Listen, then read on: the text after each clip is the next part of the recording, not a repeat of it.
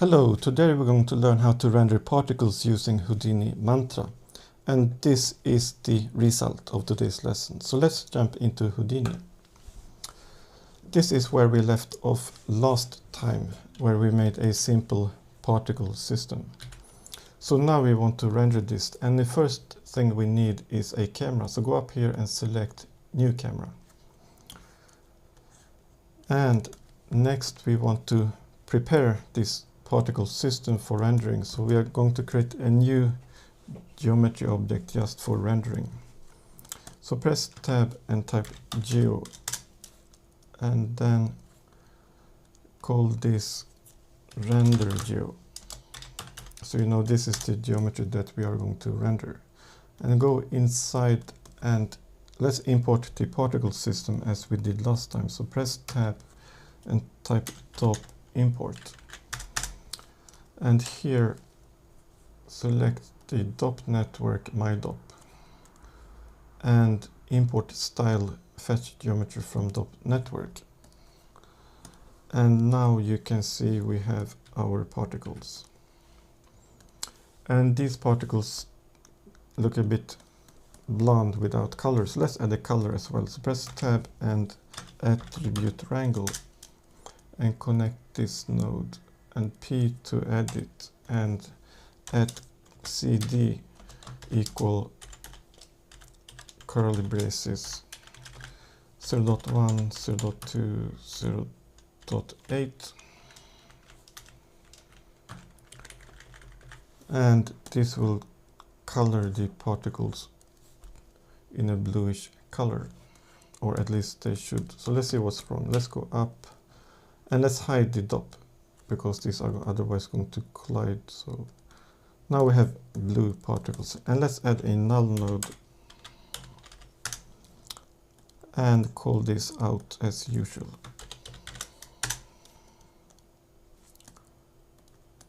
And let's go up, and next let's create a render network, a ROP, that I explained in one of my earlier lessons. So let's press tab and type ROP Network and call this my ROP.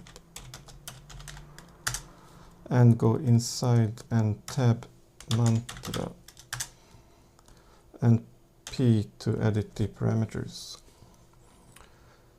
And you can see here that the camera is already set, so that is fine. Next you can change your camera resolution, for example 1920 by 1080 if you want HD. And under images you can select your output folder. So in my case data exr hip name hip name slash $OS $F4EXR. And if you middle click you can see where this is expanded. And this was also explained in my previous lesson about ROPs. Okay, so next we are going to the Objects tab and select the object to render. So now it says Candidate Objects star, and that means it will render all objects here that are selected. But we don't want to render these in case someone would select them by mistake, and always render this node. So let's force render this node. And you can then remove candidate objects, and in force objects type render geo. Okay. And next go to the rendering tab and switch the render engine to physically based rendering, which is a little bit more modern. And then reduce pixel samples to 1 by 1 and remove ray variance anti-aliasing. So this is the most simple setup. And we can also reduce the limits for reflection and refraction to 1 to make it as minimal as possible. Okay, so this is a first starting point. So let's see what we get. So go up here and plus new paint type and render view. and press render. Then it first have to prepare the scene data, so that takes a few seconds, and then it starts rendering this. And you can see this is quite, the particles are too big, so let's change the particle size. So let's go up and go into the render geo and the attribute wrangle, press P and at Pscale, which is the point scale, equal, let's try with 1 and see what we get. So these are huge, so let's try smaller, 0.1. It's still too big, so let's try 0.01. And maybe too small, so let's double this so we can see them. Okay, so what do we want next? And that is motion blur.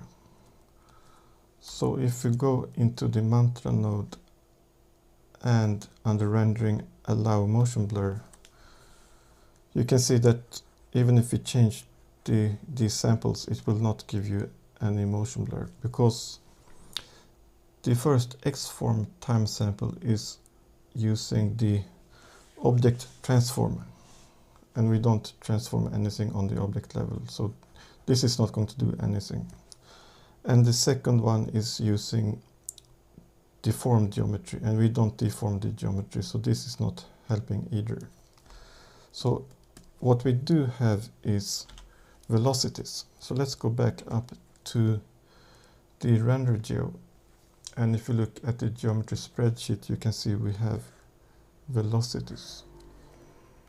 So press P to edit and go to the render tab and the sampling tab and velocity blur.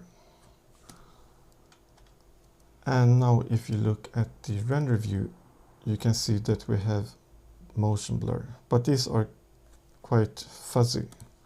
So let's see how we can improve that.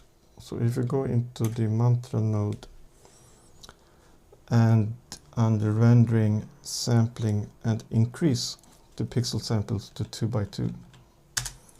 And this means that each pixel is divided in 2 by 2 subpixels. So it will send 4 rays from each pixel, and that will collect more information to use for motion blur. And if we increase this even further to 3 by 3, then it will be even more crisp if we wait a few seconds.